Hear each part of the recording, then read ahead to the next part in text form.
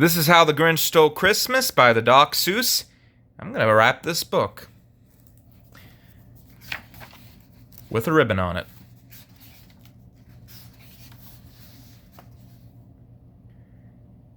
Every Who down in Whoville liked Christmas a lot.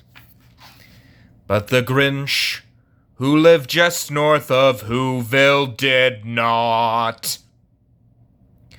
The Grinch hated Christmas the whole Christmas season. Now please don't ask why, no one knows quite the reason. It could be his head wasn't screwed on just right. It could be perhaps that his shoes were too tight. But I think that the most likely reason of all may have been that his heart was 2 sizes too small.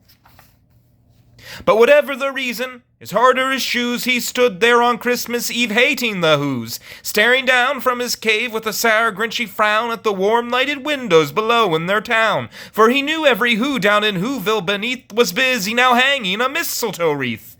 "And they're hanging their stockings," he snarled with a sneer. "Tomorrow is Christmas, it's practically here."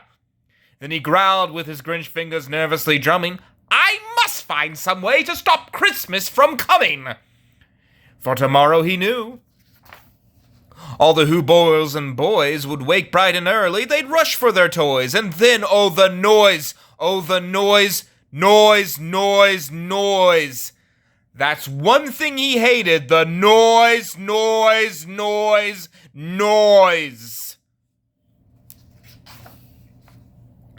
Then the Whos, young and old, would sit down to a feast, and they'd feast, and they'd feast, and they'd feast. They would feast on Who puddings and rare Who roast beefs, which was something the Grinch couldn't stand in the least. And then they'd do something he liked least of all. Every Who down in Whoville, the tall and the small, would stand close together, with Christmas bells ringing. They'd stand hand in hand, and the Whos would start singing. They'd sing, and they'd sing, and they'd sing. And the more the Grinch thought of this Who Christmas sing, the more the Grinch thought, I must stop this whole thing. Why, for 53 years I've put up with it now. I must stop this Christmas from coming. But how?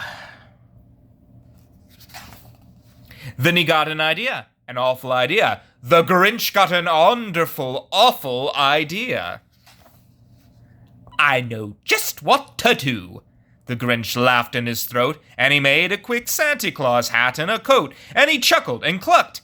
What a great Grinchy trick! With this coat and this hat, I look just like Saint Nick.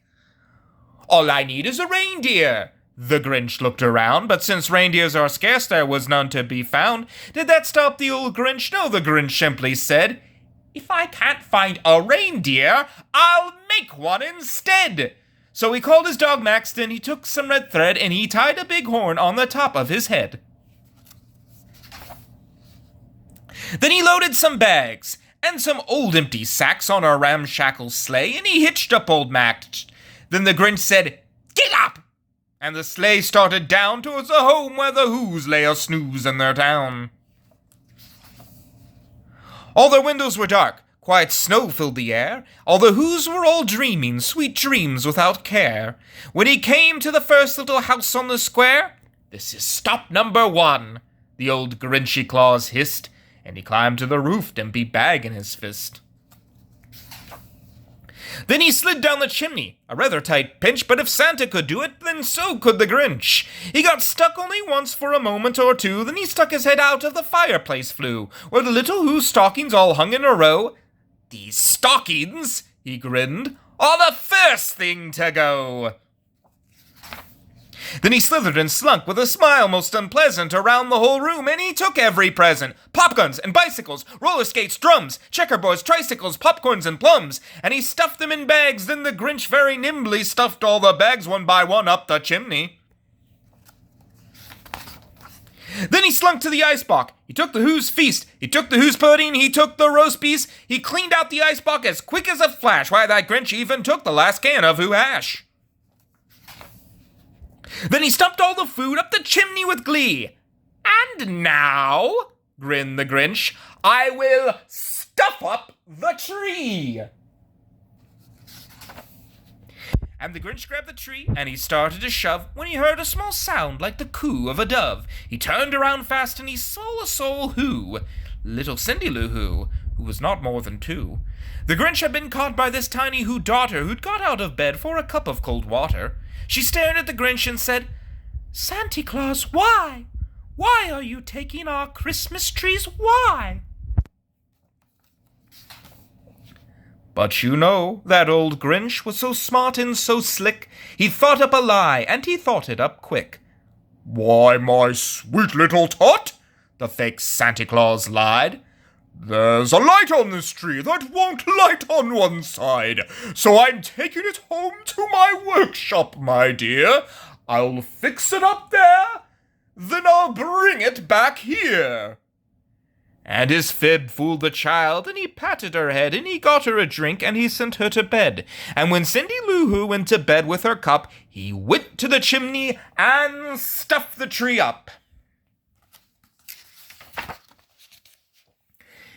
Then the last thing he took was a log for their fire. Then he went up the chimney himself, the old liar. On their walls he left nothing but hooks and some wire, and the one speck of food that he left in the house was a crumb that was even too small for a mouse.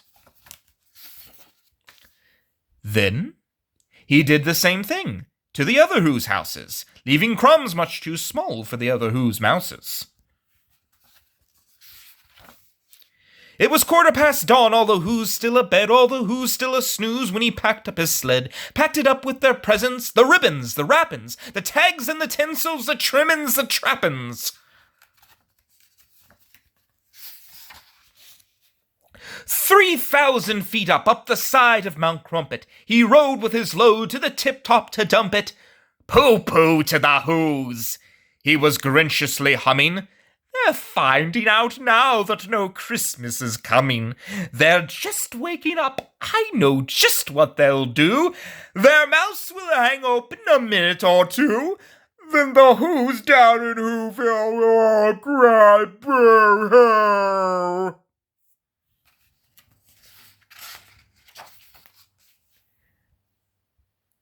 "That's a noise," grinned the Grinch, "that I simply must hear."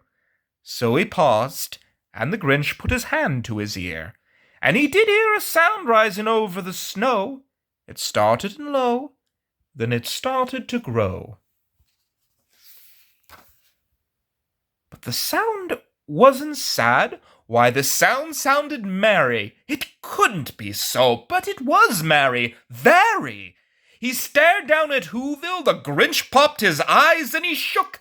What he saw was a shocking surprise. Every Who down in Whoville, the tall and the small, was singing without any presents at all. He hadn't stopped Christmas from coming. It came! Somehow or other, it came just the same. And the Grinch, with his Grinch feet ice cold in the snow, stood puzzling and puzzling.